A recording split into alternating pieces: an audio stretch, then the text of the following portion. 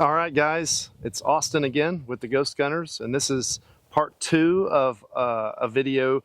Some of you guys watched my first video talking about just the improbability of the assassination attempt against former President Donald Trump being staged. And so if you didn't watch that, you can watch the first video.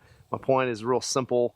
Again, this isn't to be political. If you don't know about the Ghost Gunners, go check out our webpage for more. We're a predator eradication service.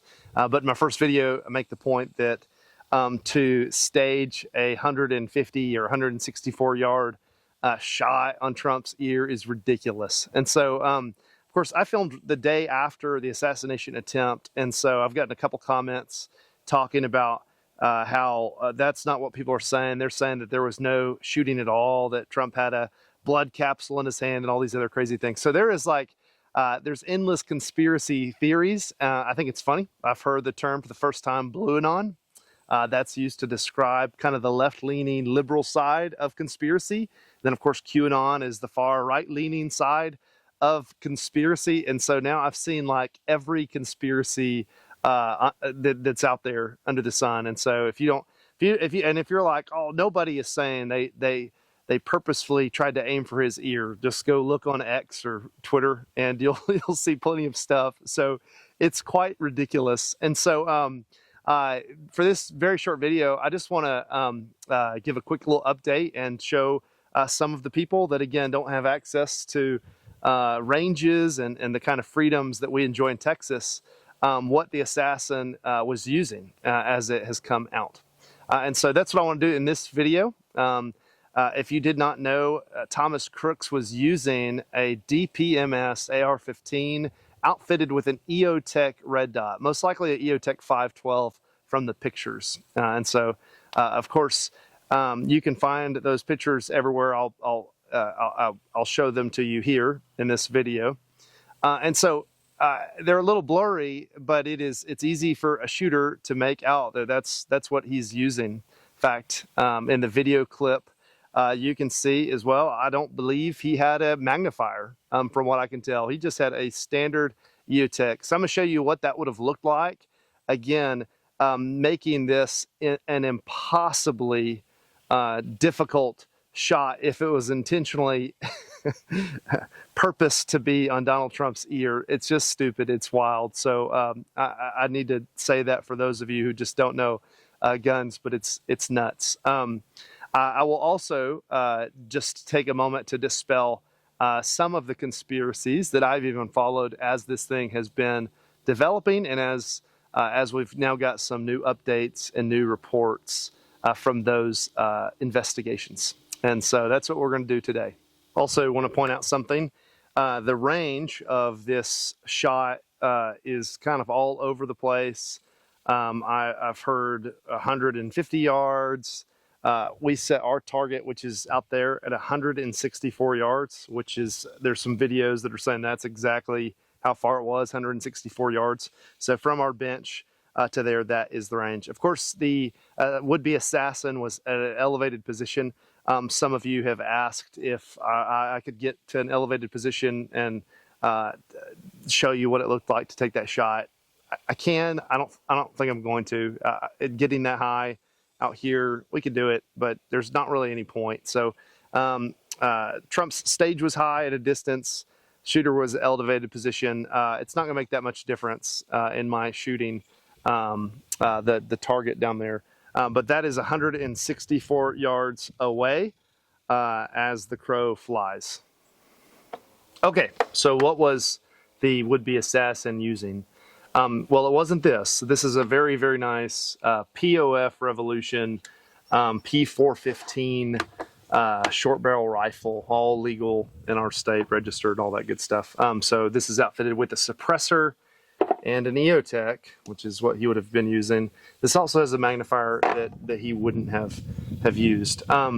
Again, Thomas Crooks, it's reported that he used a DPMS rifle. From the pictures, it has a full-length rail. It's probably a 16-inch barrel. And from what I can tell, it was only outfitted with this. As I show you what this looks like in a moment, Some of you would say, oh, it's not the same because that's not the same rifle. You're right. This is a better rifle. And I would be willing to bet even with a shorter barrel, I could probably hit a target just as accurately than the DPMS in its standard 16-inch barrel. But I'm going to show you more so from this rifle, namely because I don't want to take off my optics. I'm going to show you what a red dot looks like from this distance.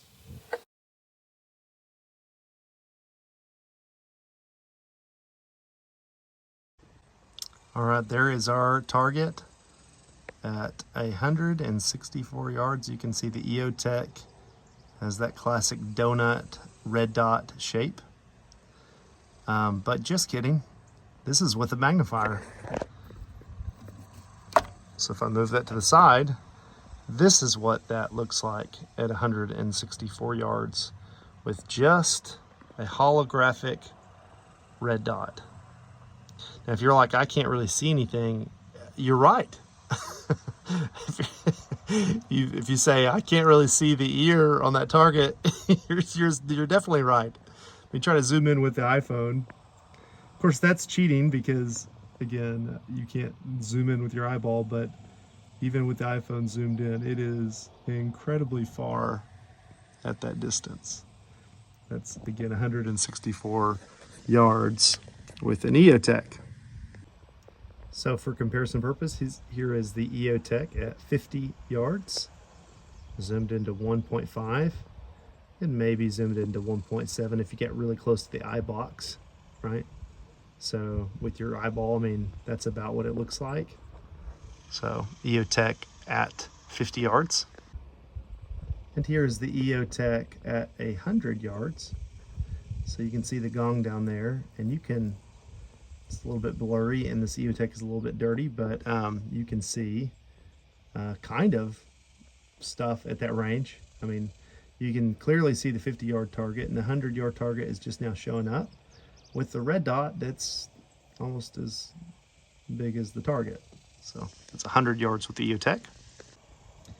And again, the 164-yard target. You can see just how big the target is compared to the dot that you're using. If I move the rifle to the left, it'll just about cover up the entirety of that steel target. So, and again, I'm kind of zoomed in. I'm zoomed in 1.5.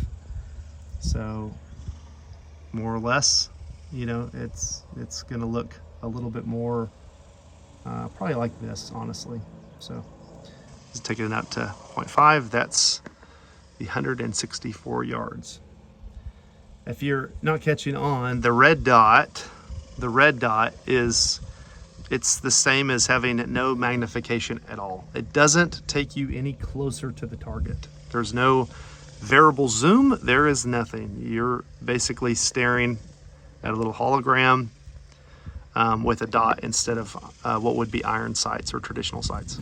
I will go on to say that there is a lot of conjecture on whether or not a shot at this range, 150 yards plus, is easy or not. And so I was a little ambiguous in my first video because the truth is 150 yard or 164 yard shot, it's not hard. And there's a lot of military guys and snipers who'll say, man, that's sighting distance. All right. We do that all the time. That's qualifying distance. And it is like, that's not an incredibly hard shot for any competent shooter.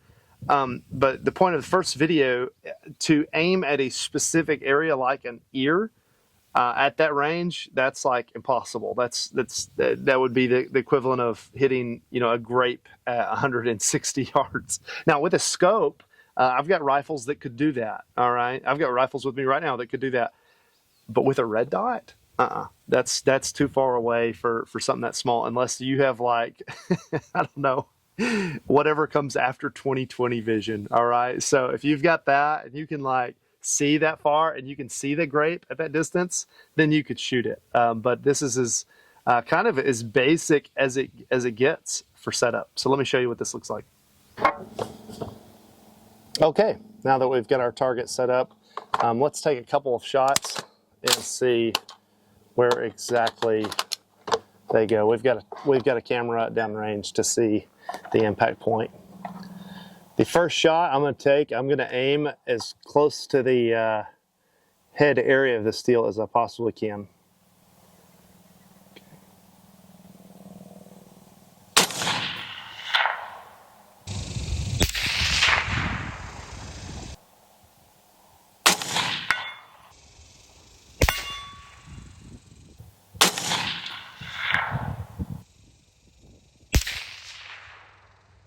Okay, now I'm going to take a couple rapid fire shots.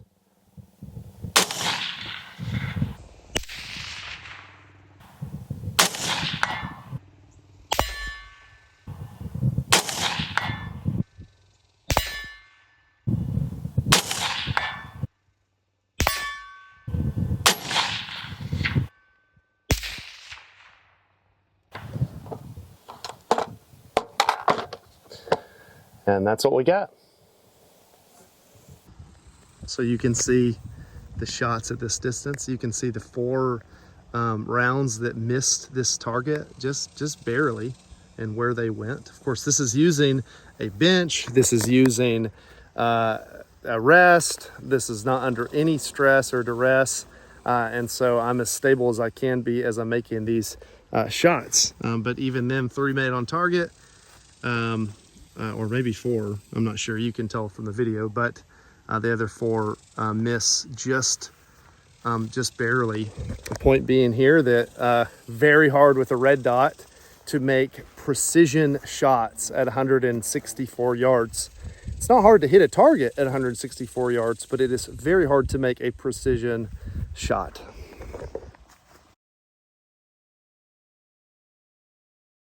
Now, some of you might be saying, okay, you made those shots, but none of this is accurate because you're using a suppressor. The assassin didn't use a suppressor, and he didn't use that kind of rifle. No, he didn't. He used an AR-15, most likely a 5.56, probably a standard 55 grain bullet, maybe a 62 grain bullet. All right. And so my purpose is not to reenact the assassination attempt or to be as accurate as I can on those details. Point of this video is again to expose the ridiculous nature of some of the conspiracy theories that are being tossed out, and some of the outright lies that are being told. Now, to make a comment on a few of these conspiracy theories, again, let me just remind you, I'm no field expert. I'm just your average gun enthusiast that does hunting on the side, all right? So work a whole different job than those who are trained in those fields. But I do know a thing or two. And so one of my favorite theories that I've spent a lot of time researching, it's taken me into the rabbit hole, is the theory of there being 2 shooters or even 3 shooters at the assassination attempt. If you guys have followed this theory, it came about because there is audio taken, I believe, from one of the cell phones that was used closer to Thomas Crooks. There was audio, and when that audio is analyzed, it sounds like 3 of the first shots are completely different than the remaining 5, and so it does clearly sound different. Now, when we play the actual video and crowd video of what's going on closest to Donald Trump, from my ear and from what I can hear, it sounds like all the shots are the same. But there is video out there that makes it sound like there are shots that are completely different in their audible tones. I would say, just from conjecture, we do not know if the assassin, Thomas Crooks, fired all of his rounds in the same orientation. So we don't know if all of his rounds were fired close to the roof as he lay probably in a prone position, or if he fired 3 shots and then he set up on his knee and then fired from a different position. That alone would change the audio tones, I would suspect, quite significantly. We also don't know what the person was doing that was holding the cell phone that was capturing that. We know clearly that a lot of the people that are recording these things are turning and running And so sound captured from a cell phone from this direction is going to sound different if the cell phone's pulled to the side, et cetera, et cetera. And so that's one of my theories as to why the rounds could sound different. But I would absolutely have some questions, a lot of questions about that if it were not for this video right here. Got hair all over the place. Shells over here on both sides. Looks like what, at least 8? 1, 2, 3, 4, 5, 6, 7, 8. At least 8.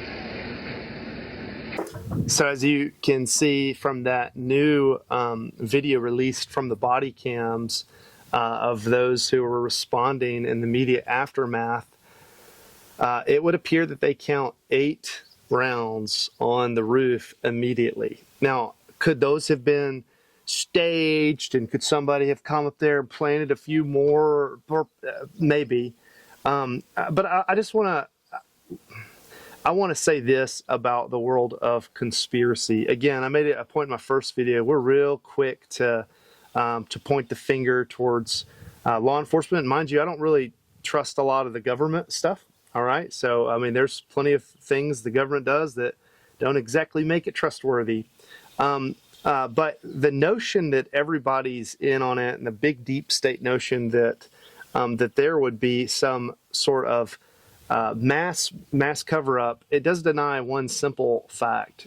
There are people in the law enforcement community and the Secret Service that very much like Donald Trump. They want to protect him. They want to watch him succeed. They want to watch him become the next president. And so I think it would be very far-fetched to lump everyone into one pool and to see them all as the bad guy, or all out to get Donald Trump, or all out to be part of this assassination. And so I would say, from the couple of officers on the top of that roof going over the initial recovery of the shooter's body and all these things, they probably counted the shells and didn't have a lot of time to think about anything else other than, oh yeah, there's a few more right there. All right. Now, if there were 5 shells on the top of that roof and that's all they said, and that's where the body cam stopped, I would have some big questions. But the fact that those shells are there in that video exists, it puts my mind at ease in regards to that specific conspiracy theory. On the theory of there being a water tower shooter, another one that I have chased down the rabbit hole, it's very interesting to me. You guys have seen the same blurry video that I have, most likely, of there being something on top of a water tower. A couple problems with that that would equally require some skepticism. Number one, if someone was on top of the water tower, and from what I've heard, there is no access up there, there's not some ladder or anything like that, it would be really hard to get down. And so, especially with all the cameras going and the aftermath of the shooting, all these things, I think it'd be really easy to see someone in the aftermath on the water tower, either hiding or trying to come down, unless they quick rappelled down. It does seem in that body cam footage that the officers are aware of the water tower, and they're sending a drone up or someone else to go check it. And so they seem to be in tune with checking that out. I think that's because people in the audience were saying there were shots coming from the water tower. And so they were going to go check that out, and their mad dash to investigate.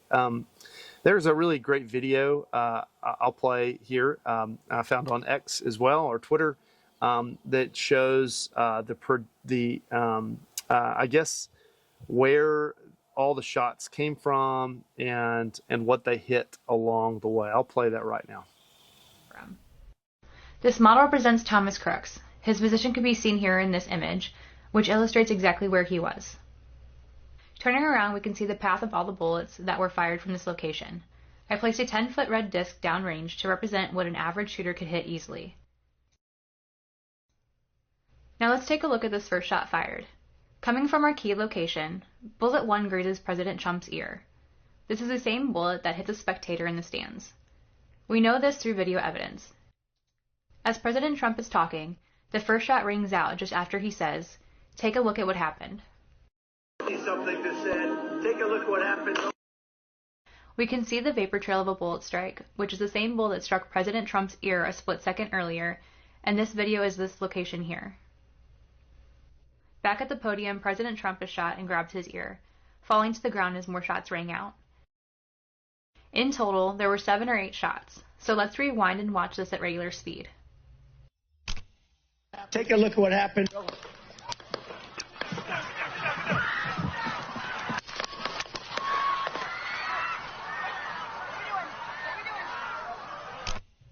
With all that gunfire, it's easy to understand how these spectators were injured, even though they were not the target, including the sole spectator who lost his life that day. So as you can see from that video, it seems like there was one assassin, Thomas Crooks, who was the shooter, and it would just kind of make sense that all the rounds came from him. Again, if there's more evidence that comes out, I would be very quick to listen and to be engaged.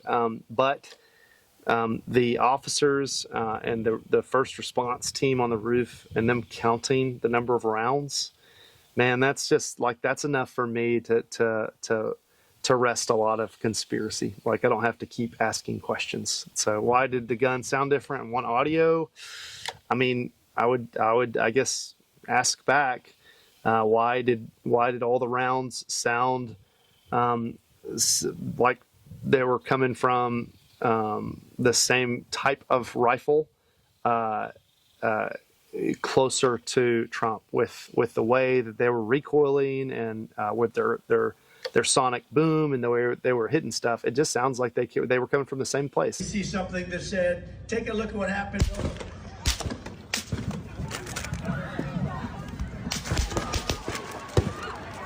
So yeah, the SWAT officers or the Secret Service, whoever it was on the roof that found the shell casings, the local guys, that debunks a lot of the conspiracy for me. All right, so why all this interest? Why are there so many videos? Why am I throwing my 2 cents in to the YouTube world?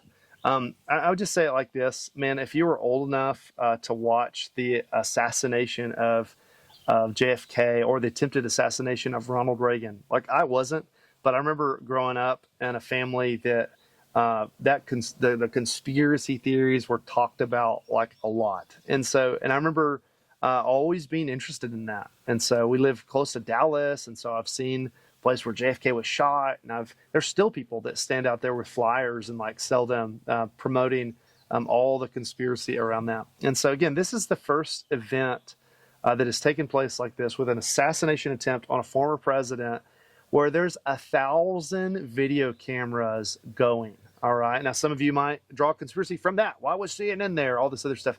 But for me, it is purely interesting to see in this generation and these days something like this played out, where evidence will continue to be released. For me, that again, it puts my mind at ease that there's a lot of video that comes out, and that I think brings truth to light in this whole thing. We also might see video that causes us to question a little bit more. I would say this: be careful about drawing all your conclusions from blurry video or video with distorted audio. And so, like, I mean, that's just kind of where we're at. And so I just, all I know at the end of this, I am so thankful. And I think it was a miracle that bullet missed Donald Trump's head. The fact that it got so close to touch his ear is insane. It is insane. A bullet traveling that fast would do so much damage if it was just a quarter over towards his head. And so I think it's a miracle. I think God protected him. And I'm very thankful to the precision and the accuracy and the skill of the agents that took out that dirtbag. I think that we witnessed a miracle, and that's part of the reason for all the excitement in videos like this, because it's a big deal. I'll also say my prayers are going up for those that were injured, and for the family of Corey Competer that was killed in this tragedy. And so to all those that would dismiss something like this and say that it didn't happen or it was staged, man, you are shaming the families that are literally suffering. And so this Christmas, those families, they will not be the same. The family of Corey will not be the same. And so I'm reminded to pray for that family. I'd encourage you to do the same. This is absolutely a tragedy, but I'm thankful that it wasn't worse as it could have been. All right, guys, I hope this video has found you well. Man, if you like this kind of content and you like what we're doing, feel free to like and subscribe to this YouTube page and give us a like on our social media accounts. Again, the Ghost Gunners are all about predator eradication, not necessarily eradicating assassins.